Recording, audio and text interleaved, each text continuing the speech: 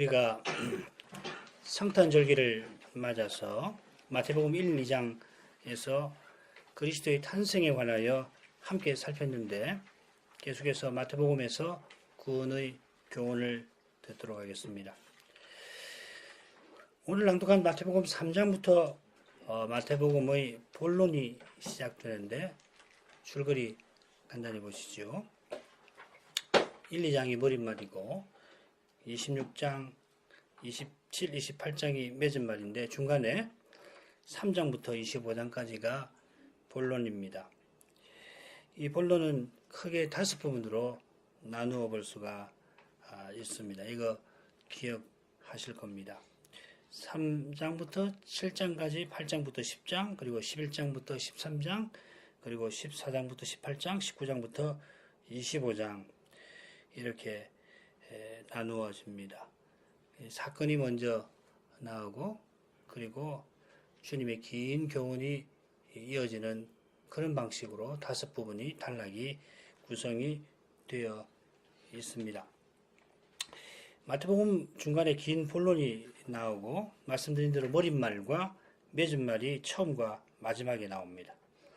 지난 시간에도 우리가 살폈습니다만은 머릿말은 주님의 탄생을, 맺은말은 주님의 십자가와 부활을 다룹니다만은 그런데 이 두 부분은 매우 비슷한 주제로 되어 있습니다. 그 주제를 간단히 말씀드리면은 다윗의 자손으로 영원한 나라를 세우시는 그리스도, 하나님 나라를 세우시는 그리스도입니다만은 그러나 그 내용은 실로 넓고 깊습니다. 가령 주님은 세상 떠나시기 전에도 십자가에서 고난 받으십니다만은 이 세상에 내려오시는 그때에도 고난 받으셨습니다. 헤롯이 주님을 핍박을 한 것입니다만 그러나 동방 박사들이 주님을 경배하였습니다. 마찬가지로 예수님은 부활하시고 승천하기 전에 갈릴리 산에서 제자들에게 경배받으십니다. 경배받으시는 주님은 하늘과 땅의 모든 권세를 내게 주셨다고 선언을 하시는데 모든 권세신이신 하나님이 다윗의 위에 올라 영원한 나라 천국을 세우려고 세상에 내려오셨던 겁니다. 이 영원한 나라를 마태 사도는 천국이라 부르는데 이 천국이 마태복음 본론의 핵심 내용입니다. 지난번 살핀 대로 마태 사도는 머릿말에서 주님의 탄생에 관하여 기록한 다음에 지상 생애를 크게 5단락으로 나누어 기록합니다. 각 단락은 주님의 행적을 주로 기록한 부분과 주님의 중요한 교훈을 길게 기록한 부분으로 이루어져 있습니다. 5단락에 기록된 주님의 교훈들을 보면 예수님이 천국을 위해서 사셨다 하는 사실이 잘 드러납니다. 처음에 주님은 회개하라 천국이 가까이 왔다 외치셨고 이후로 그 나라의 능력을 병자를 고치시고 귀신을 내어 쫓으시며 주인과 교제하시는 그러한 일로 그 나라의 능력을 나타내셨고 마지막에 주님은 십자가와 부활로 죄를 사하고 사망을 물리치셨습니다. 부활하신 주님은 하늘과 땅의 모든 권세를 받은 분으로서 사도들을 모든 민족에게 보내어 주님의 교회를 세우라 하십니다. 이 명령이 이루어져 갈 때에 하나님 나라가 이 역사의 그 모습을 점점 드러낼 것입니다.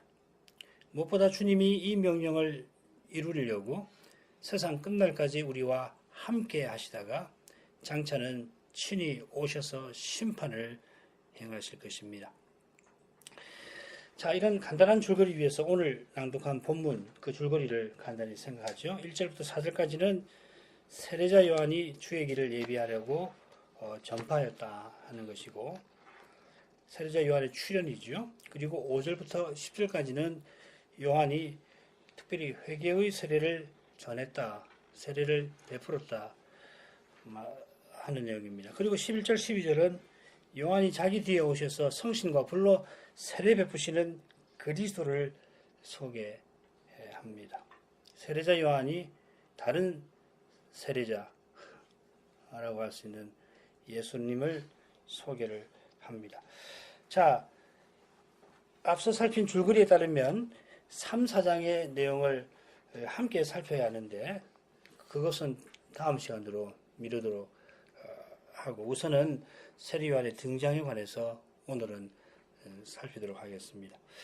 이미 잘 알고 계시리라 믿는데 마태복음은 다른 세 복음서와 마찬가지로 세례요한의 등장을 다룹니다. 자, 이것은 이 세례요한의 독특한 위치를 잘 보여줍니다. 네 복음서에 다 같이 나오는 주제가 거의 많지 않지요.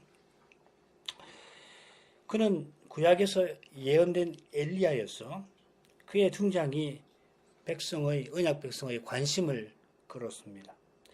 예수님도 마지막 주간에 십자가 달리시는 그 주간에 요한의 세례가 어디서 왔느냐, 어디로서 왔느냐 하는 물음으로 대지상들을 당하게 만드셨습니다.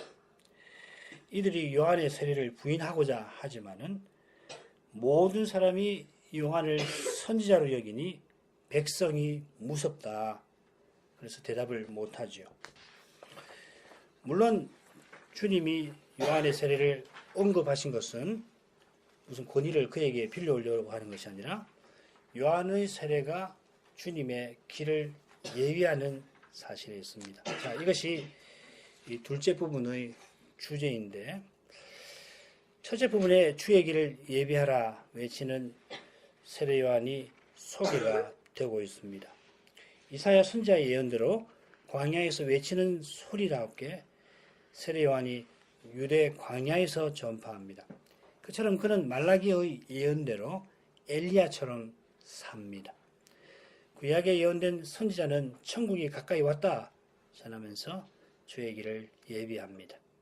위대한 선지자의 등장으로 위대한 예언이 이루어집니다마는 그러나 비할 수 없이 위대한 분이 오십니다. 그분이 오실 길을 닦으려고 세례 요한은 세례를 베풉니다. 그가 얼마나 능력 있는 선지자인지 예루살렘 온 유대 그리고 요단강 사방에서 다 그에게 나와 세례를 받는데 받을 때에 자기들의 죄를 자복하고 받았습니다. 이 엄청난 사실을 보고 당시 종교 지도자들이 당연히 거기 왔는데 그들을 향하여 위대한 선자는 회개에 합당한 열매를 맺고 아브라함이 우리 조상이라 자랑하지 말라고 책망합니다. 주의 길을 예비하는 선지자는 하나님의 심판이 임박했다고 확신합니다. 심판이 임박한 현실에서 이게 이제 예수님 오심으로 생각이 좀 달라져야 되죠.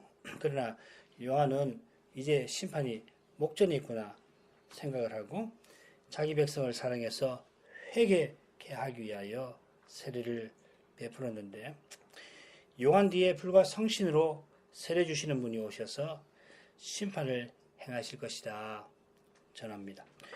위대한 선지자는 주의 길을 예비하는 자기의 소명을 확신합니다마는 확신하는 선지자보다 능력 많으신 메시아는 그의 신을 들기도 감당치 못하겠노라 하는 세례자 요한의 겸손한 고백대로 요한의 확신을 넘어서는 그런 일을 곧 이루어 가실 것입니다. 그분도 똑같이 회개하라 천국이 가까이 왔다 전하시는데 똑같은 말씀이 이 메시아에게서 이루어질 때에 세례 요한은 오실 그분이 당신이십니까? 우리가 다른 일을 기다려오리까? 하고서 그분에게 겸손히 물어야 합니다.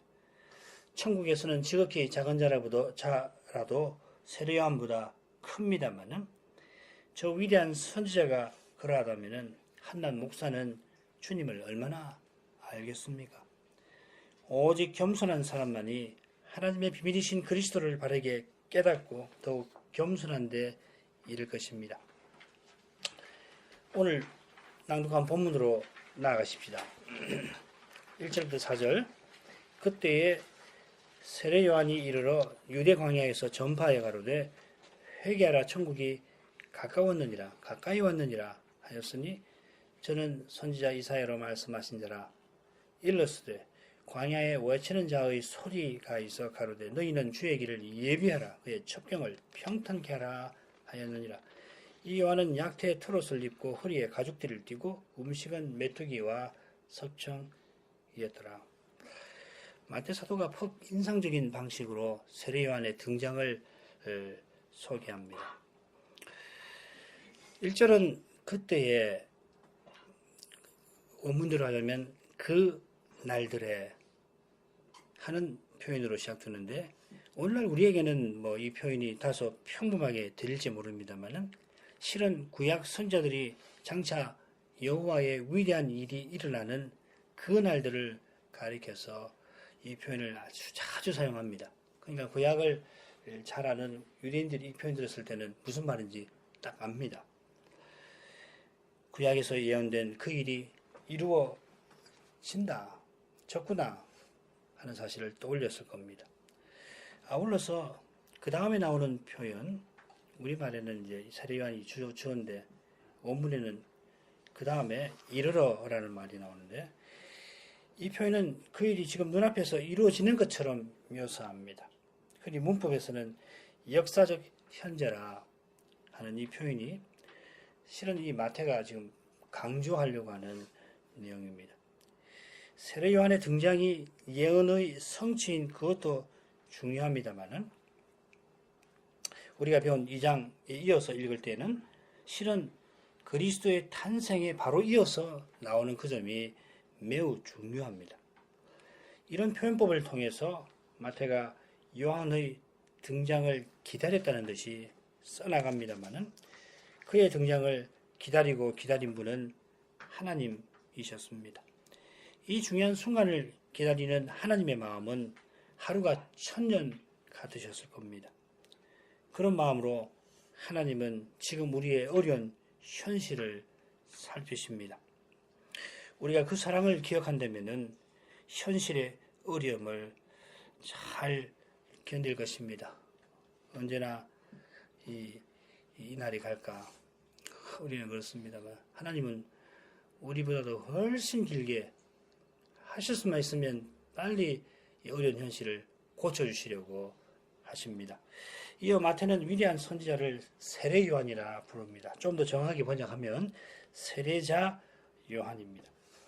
우리에게 익숙한 이 이름은 실은 성경에서 유일한 칭호, 요한에게만 사용된 유일한 칭호입니다. 우리 주님도 요한처럼 세례 베푸시는 분이고 사도들도 그러합니다만은 세례자라고 하는 칭호는 선지자 요한에게 붙습니다. 선지자 요한이라고도 할 수 있는데 세례자라고 했을 때는 요한의 독특한 소명을 가리킬 겁니다. 주님도 이 요한을 가리켜서 선지자보다도 나은 자라 하시며 기록된 바 이 사람에 대한 말씀이니라 하셨고, 그러니까 세례 요한이 예언된 인물이라는 이야기죠. 여인이 낳은 자 중에 세례 요한보다 나은 자가 없다고 하셨으며 또한 세례 요한 때부터 지금까지 예수님이 지금 말씀하시는 이때까지 천국이 전진하고 있다 하셨습니다. 조금 후에 요한이 이 세례 베푸는 일이 무슨 의미를 갖는가 함께 생각하면 이 세례자라고 하는 이 칭호에 담긴 무게를 실감할 수 있을 겁니다. 마태는 세례자 요한이라 하고서 두 가지 사실을 덧붙입니다. 세례자 요한은 유대 광야에서 전파하는 사람이고 회개하라 천국이 가까이 왔다고 전하는 사람입니다.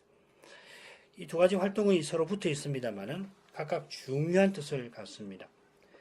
3절에서 그 뜻을 자세히 살피겠습니다만은 요한이 광야에서 전파하는 것은 자기가 이사야서에 예언된 그 인물이라 확신한 까닭입니다. 아울러서 하필 그가 백성들이 모여 사는 성안이 아니라 광야에서 외치는 데에는 이사야의 예언과 밀접히 붙어 있습니다. 마찬가지로 회개하라 하는 그의 선포는 광야에서 외치는 사실, 이스라엘이 지금 사실상 광야에 있는 현실과 붙어 있습니다.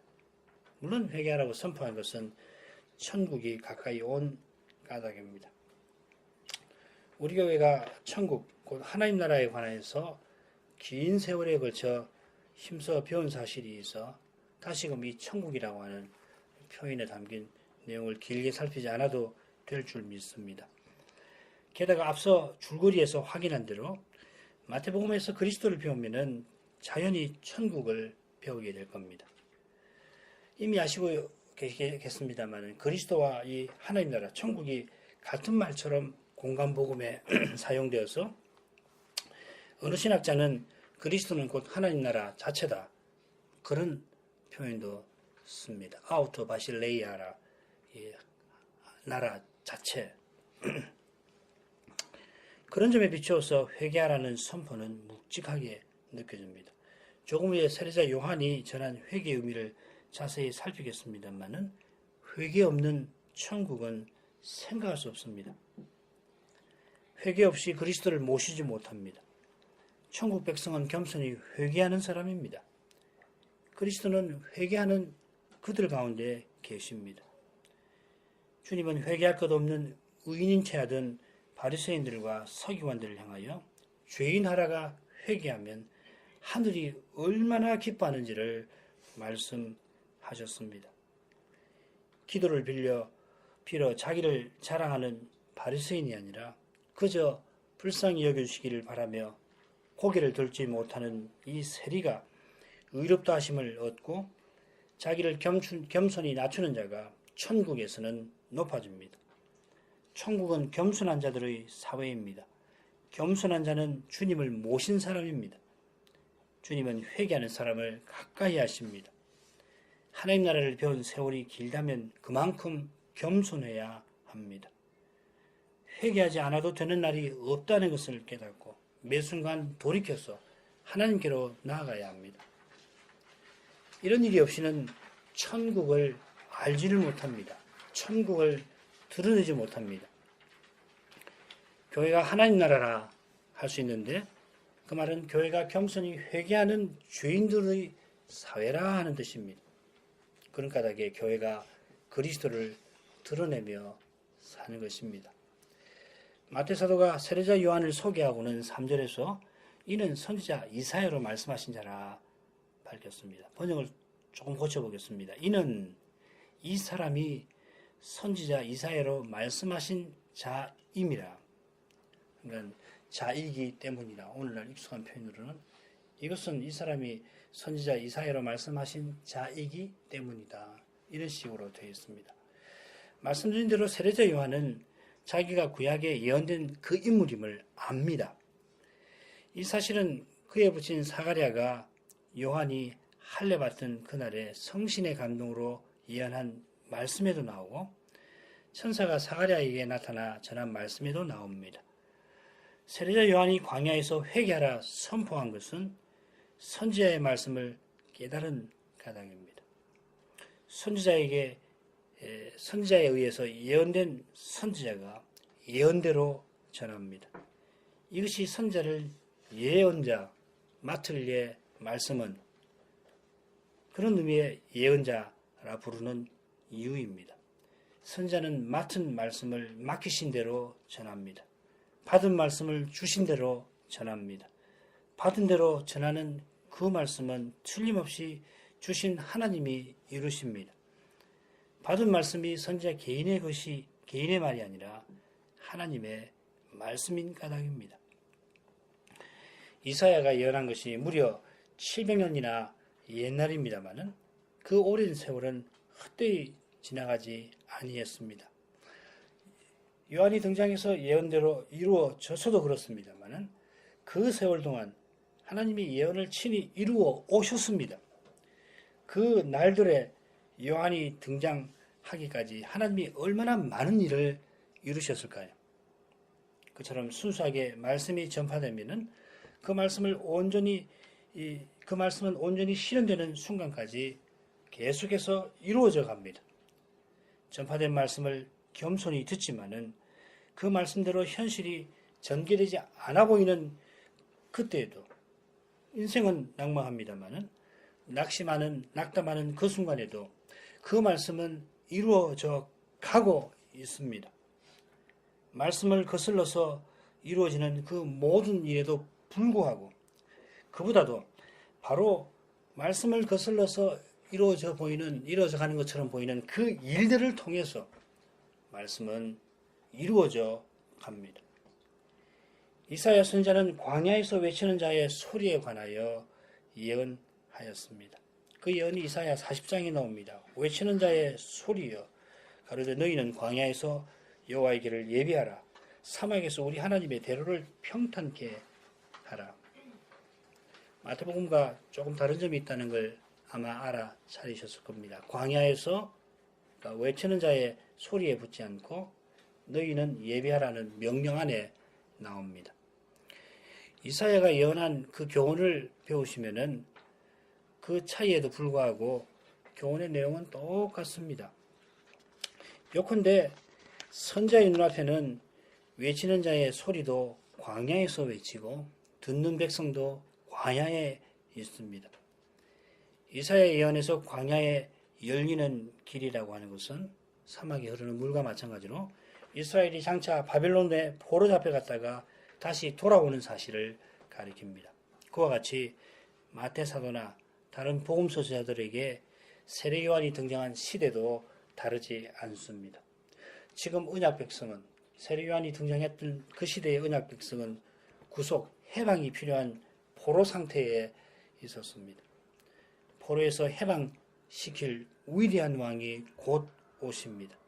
그 왕이 오실 길이 준비되어야 합니다. 광야에서 외치는 자의 소리가 너희는 주의 길을 예비하라 하는데 외치는 그가 주의 길을 예비하는 사람입니다. 세례자 요한이 회개하라고 선포한 것은 그 말씀을 듣고 회개한 사람들이 오실 왕을 모시게 하려는 것입니다. 왕을 모시려면 장애되는 모든 것을 버려야 합니다. 그 왕이 오시는 길에 거창스러운 거 다 제거되어야 합니다. 그 일을 이루려고 왕이 외치는 자를 보내셨습니다. 외치는 자를 보내신 왕이 외치는 소리를 듣고 순종하게 하십니다. 주의 길을 예비하라 명령하신 그 명령은 명령하신 그분이 은혜로 친히 이루어 가십니다. 이런 사실을 잘 아는 세례자 요한은 그래서 자기를 외치는 자의 소리라 고백합니다. 외치는 자가 아닙니다. 그의 소리입니다. 외치는 자의 메시지가 아니라 그의 소리입니다. 소리는 대기를 울리고 곧 사라져 버립니다. 소리의 의미, 가치는 소리에 담긴 복된 소식입니다. 복된 소식을 떠나서 소리 그 자체는 아무것도 아닙니다. 말씀 전하는 사람은 아무것도 아닙니다. 전하는 그 말씀이 구원을 이루는 그 무엇입니다. 그처럼 말씀하시는 그분이 전부이십니다. 세례자 요한 그리고 선지자 이사야가 말하는 외치는 자는 누구입니까? 위대한 선지자도 자기가 소리라고 했다면 일개 목사는 어떠합니까? 위대한 사도가 보배를 담은 질그릇이다. 자기가 질그릇에 불과하다고 고백했다면 평범한 말씀 사역자는 어떻습니까? 무엇입니까? 자기가 한낱 소리임을 잊지 말아야 순수한 복음을 전하게 됩니다. 위대한 복음이 전파되더라도 그저 감당치 못할 그 영광에 눌려서 더욱 낮아질 뿐입니다. 결국 사라질 뿐입니다. 복음만 남아야 합니다. 그리스도만 높아지셔야 합니다. 다시금 마태 사도는 세례자 요한을 사절에서 소개하는데 그의 의복과 식사를 언급합니다. 요한은 낙타 트롯을 입고 허리에 가죽띠를 띄었고 음식은 메뚜기와 석청을 먹었습니다. 이 메뚜기와 석청은 장터 아이들의 비유에 나오는 대로 이 요한이 와서 먹지도 마시지도 아니한 사실과 붙어 있습니다. 요한은 자주 곡기를 끊는 금식으로 회개의 삶을 살면서 회개하라 힘써 전했습니다. 그런 그의 옷차림은 이스라엘의 멸망을 경고했던 엘리야의 모습을 떠오르게 합니다. 이사야의 예언대로 받은 말씀을 그대로 전파한 세례 요한은 말라기의 예언대로 하나님이 주신 사명을 철저히 이루며 살았습니다. 이제 세례자 요한이 어떻게 주의 길을 예비했는지 살펴보려 합니다. 5절 6절 이때에 예루살렘과 온 유대와 요단강 사방에서 다 그에게 와서 나와 자기들의 죄를 자복하고 요단강에서 그에게 세례를 받더니 이때에는 세례자 요한이 예언된 엘리야처럼 살면서 이사야의 예언을 따라 회개하라 천국이 가까이 왔다 전한 그 사실을 가리킬 겁니다. 유대 광야에서 요한이 말씀을 전했는데 그러나 그 말씀이 널리 퍼졌고 많은 사람의 마음을 움직였습니다. 예루살렘과 온 유대와 요단강 사방에서 다 요한에게 왔다 했는데 원문대로는 예루살렘과 온 유대와 요단강 사방이 그 주변의 모든 지역이 요한에게 나왔다 했습니다. 물론 거기 사는 사람들이 요단 광야에 있는 요한에게로 온 겁니다. 누가복음에는 요한이 요단강에서 전파했다고 되어 있습니다만은 아무튼지 요한의 소문이 널리 퍼졌습니다. 요한이 언제 이스라엘 중에 나타나서 말씀을 전했는지 정확하게 알기는 어렵긴 해도 그의 활동 기간이 얼마 되지 않았던 것 같은데 벌써 사마리아 아래 지역에 그의 말씀이 퍼진 것입니다. 요한복음을 보면은 갈릴리 사는 제자들이 요한의 제자들이 되었으니까 아마도 얼마 있지 않아서 모든 백성이 요한을 선자로 그 권위를 인정할 만큼 그의 말씀은 강력하였습니다. 이 사실은 사람들이 그에게 나온 데서 알 수 있고 무엇보다 자기들의 죄를 자복한 데서 분명히 드러납니다. 요한복음을 보면은 예루살렘에서 제사장들과 레위인들이 와서는 네가 누구냐 묻는데 그것은 세례자 요한이 오실 메시아인지 확인하는 말입니다. 그럴 정도였습니다. 세례자 요한의 말씀이 강력한 사실도 있습니다만은 아울러서 당시 이스라엘 백성 가운데는 메시아를 바라는 열망이 뜨거웠습니다. 이는 세례자 요한이나 예수님이 천국이 가까이 왔다 전하신 사실과도 붙어 있습니다. 요한이나 주님이 천국을 전하실 때 듣는 이들이 천국에 관하여 이미 알고 있다고 전제하고 전하십니다. 물론 당시 언약 백성들이 이해하는 천국은 주님이 전한 천국과는 다릅니다마는 구약서부터 보라 주 여호와께서 장차 강한 자로 임하실 것이요 신이 그 팔로 다스리실 것이라. 또 복음 전할 일을 선지자가 예언하면서 내 하나님이 통치하신다. 이런 복음이 전파될 것이다 했으니까 자연히 언약 백성은 하나님 나라를 기다렸고 하나님이 친히 다스리시는 나라를 기다렸고 자기 시대가 어두워지는 만큼 그 기다림은 강해졌던 것입니다. 그런 시대에 세례자 요한이 천국이 가까이 왔음을 선포하고서 세례를 베풉니다. 요한이 세례를 베풀 때에 세례 받는 사람들이 죄를 자복한 까닭에 요한의 세례를 회개의 세례라 부릅니다마는 요한이 세례 베푸는 일과 천국에 들어가는 일은 붙어 있습니다. 그러면 왜 요한이 세례를 베풀었습니까? 물론 하나님이 나를 보내어 물로 세례를 주라 하신 까닭에 요한이 세례를 베풀었습니다. 당시 유대교의 다른 종파들도 보면은 세례식들이 있는데 요한의 세례와는 달리 자기 세례였습니다.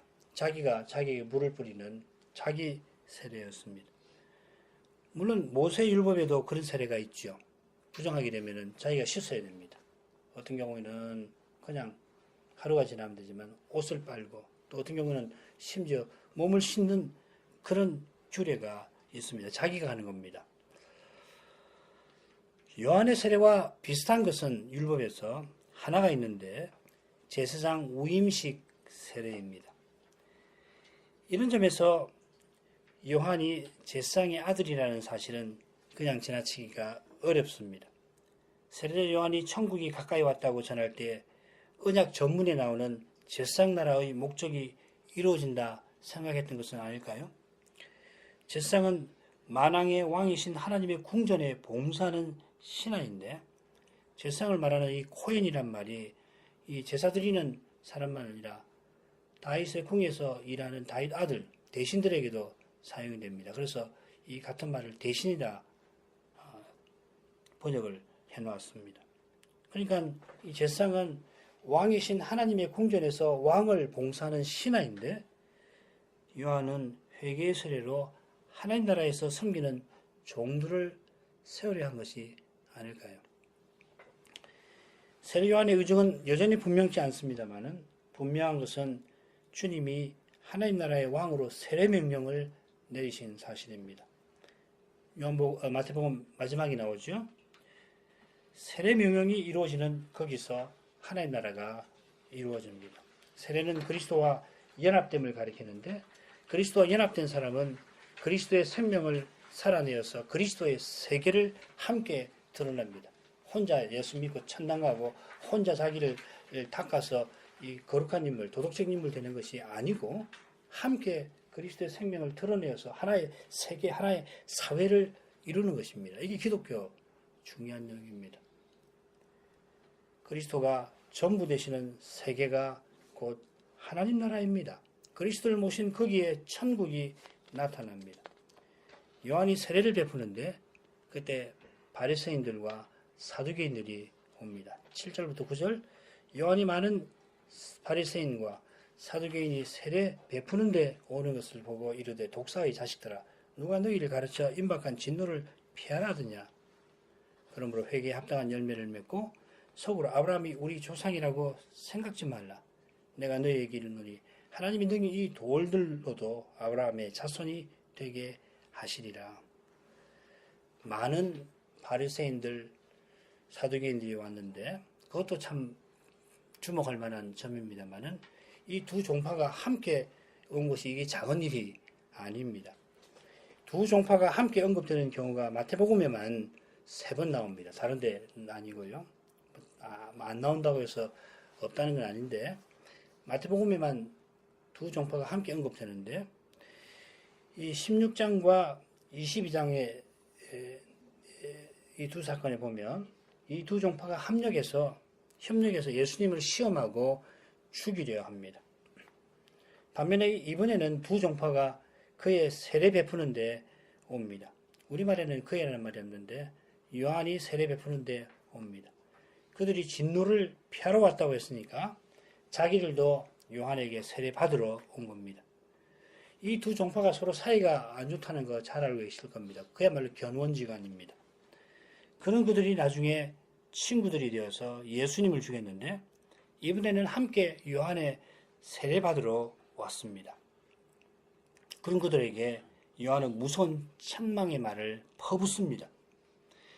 이것은 십자가 직전과 묘한 대조를 이루면서 이 두 종파의 정체를 드러냅니다. 이런 데서 마태복음을 어떻게 읽어야 하는지를 생각하게 됩니다. 얼마나 정교한지 모르겠어요. 독사의 자식들은 마태복음에 3번 나오는데 예수님을 바알세불 이렇게 비난하던 바리새인들에게 또 외식하는 바리새인과 서기관들에게 주님이 사용하셨습니다. 마음에 가득한 악을 토해내는 사람들이라 지옥의 판결을 피할 수 없는 사람들 가리킵니다. 마찬가지로 마태는 두 종교 지도자들이 아브라함의 자손이 아님을 드러내면서 아브라함의 자손이신 그리스도를 대적하게 된다는 그 복선을 그려내고 있는 것 같습니다. 진노를 피할 수 없는 이들이 진노를 피하러 왔습니다. 아니 진노를 피하러 왔지만은 요한이 경고한 말씀은 듣지 아니한 까닭에 누가 너희를 가르쳤느냐? 누가 너희에게 경고하였느냐? 책망하였습니다. 요한이 회개하라고 가르쳤지만 그 준엄한 가르침을 듣지 아니한 것은 속으로 우리가 아브라함의 후손이다. 아브라함이 우리 조상이라 생각하는 태도와 붙어 있습니다. 자기가 아브라함의 후손이어서 당연히 다른 민족과는 달리 언약 백성이 되었다 생각합니다. 하나님이 아브라함의 자손과 언약 맺으신 것은 아무 자격 없던 아브라함을 사랑하신 까닭입니다. 이 사실을 모르는 것은 성경에 나오는 아브라함의 연약함을 보지 못하고 그저 아브라함의 위대함만 보았기 때문입니다. 아브라함의 위대함이 연약한 인간 아브라함에게 있지 않고 그를 찾아오신 위대하신 하나님과 그런 연약한 아브라함을 붙드시는 위대한 사랑에 있는 것을 알지 못하는 까닭에 아브라함과 같은 믿음으로 세례요한이 회개를 외쳤지만은 교만한 그들에게는 그저 대기를 울리는 소리뿐이었습니다. 자기네가 다른 사람들과 다른 특별한 사람이니까 진노를 피할 자격이 있다고 착각했습니다. 그도 그럴 것이 자기네가 무시하는 백성들이 다 받았던 세례 아닙니까? 백성들이 받았다면 당연히 자기들은 받아야 한다 생각한 겁니다. 그러나 회개에 합당한 열매 맺는 일이 없이 진노를 피할 수 없습니다. 이 열매는 사람의 일에 속하지 않습니다. 갈라디아서 5장 19절 20절 22절 보면 바울 사도가 둘을 대조하죠. 육체의 일은 현저하니 그리고 성신의 열매는 오직 사랑과 이 믿는 사람의 성품과 그렇지 못한 사람의 성품을 대조하는데 육체의 일이라고 하고 성신의 열매라고 표현합니다. 사도가 뭘 강조하는지 아시겠죠? 바울 사도가 성신이 가르치신 말에 담은 구원의 교훈이 세례 요한의 표현에 잘 드러납니다. 회개가 성신의 은혜에 속하는 것처럼 회개에 합당한 열매 맺는 것도 똑같습니다. 자기가 헐수할 수 없는 죄인임을 겸손히 고백하는 사람만이 자기가 실로 가난한 인생에 불과하다는 것을 겸비하게 고하는 사람만이 요한이 말한 그 열매를 맺습니다. 자기가 맺지만은 주님이 성신으로 그 사람 안에서 열매를 맺어주십니다. 성신을 의지해서 주님의 말씀을 겸손히 듣는 사람이 그 열매를 맺습니다. 조금이라도 마음을 높이는 곳에서는 육체의 일이 나타나서 육체의 일들은 서로 다투 일으킬 겁니다. 그처럼 돌들로도 아브라함의 자손 되게 하시는 하나님이 성신의 열매 맺는 일에 죽어 있는 인생을 살려내십니다. 자기가 아브라함의 자손이라고 자랑하는 사람은 스스로 아브라함의 자손이 아님을 드러냅니다. 우리 주님의 교훈대로 아브라함의 자손이라면 아브라함처럼 메시아 때 보기를 즐거워해야 합니다. 메시아 오시기를 간절히 바라는 아브라함은 그만큼 자기가 시대를 뛰어넘는 믿음으로 행하려 하다가 오히려 언약을 무너지게 하는 연약한 인생, 죄인임을 깨달았습니다. 그런 깨달음으로 그리스도만 의지하는 사람이 아브라함의 자손입니다. 아브라함의 자손들은 바울 사도와 같이 내가 그리스도와 함께 죽었으니 이제는 내가 산 것이 아니요 오직 내 안에 그리스도가 사신다 고백합니다. 옛 사람이 죽고 새 사람으로 삽니다. 새 사람은 오직 그리스도를 찬양합니다. 사람의 영광을 구하지 아니합니다. 기도하겠습니다. 거룩하신 하나님, 하나님의 아들이 세상에 내려오신 그 위대한 뜻을 이루려고 세례자 요한을 친히 예비하셨습니다. 위대한 선지자들어 메시아의 길을 예비하게 하셨습니다. 선자가 회개하라 선포하여 위대한 왕이 오시는 길을 예비하게 하셨습니다. 과연 그 길은 하나님이 친히 여셨습니다. 요한이 광야에서 외치는 소리라 자의 소리라고 겸손히 고백했던 것은 너무도 마땅합니다. 보냄받지 아니하고 전하는 이가 없습니다. 전하는 일은 받은 말씀을 그대로 전할 뿐입니다. 전하는 일도 성신의 능력에 속합니다. 성신님만이 전할 말씀을 깨닫게 하십니다. 받은 말씀도 깨닫게 하십니다. 돌들을 아브라함 자손 되게 하시는 하나님은 죽은 자를 살려주십니다. 새밑이 다 가고 새해가 오는 일이 저절로 이루어지지 아니하고 오직 없는 것을 있는 것 같이 부르시는 하나님의 손안에서 이루어집니다. 하나님 안에서 절망인 인생이 소망합니다. 예수님 이름으로 기도합니다. 아멘.